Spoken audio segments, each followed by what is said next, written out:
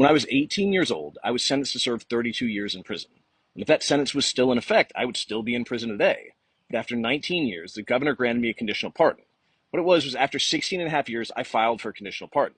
And 16 and a half years was the original high end of my sentencing guidelines. So basically the max or the most the state said I should have gotten, then the judge still sentenced me to 32 years. And I didn't feel like I had a right to even ask for help or ask for relief until I at least done the max of the sentencing guidelines. I'd done the max of what the state said I should have gotten.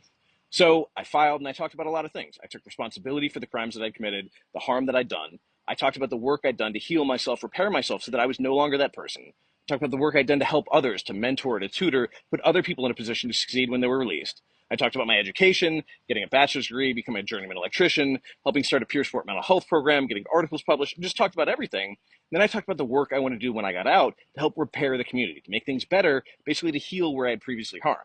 And after that 2.5 years, after 19 years, the governor granted me a conditional pardon. And he basically said, Jesse Crossan, you have met the burden of extraordinary circumstances because you were barely 18 at the time of the crime, literally like days after my 18th birthday. And science shows that someone who is not yet 25, is not fully developed, is not making rational decisions. He said, you were sentenced to nearly twice the high end of the sentencing guidelines, which doesn't make sense. You've done all this work. You've accomplished all these things. You've helped all these people. Basically, the Commonwealth of Virginia is better off with you in it than you in prison, which was amazing. But again, there was no real lead up to this. Like there was the investigation, all the stuff going on the back end, but I didn't know about that. Like all that is going on in office in Richmond while I'm in prison in Coffeewood or in prison in Buckingham. I don't know what's going on. So finally, the governor just signed the order, and that's what he did. And I found out and had an hour and a half's notice. It would have been nice to have more notice. It would have been nice to know, but at the same time, I think I would have just been anxious and I wouldn't have slept and I would have freaked out. So they told me, and an hour and a half later, I walked out of the gate.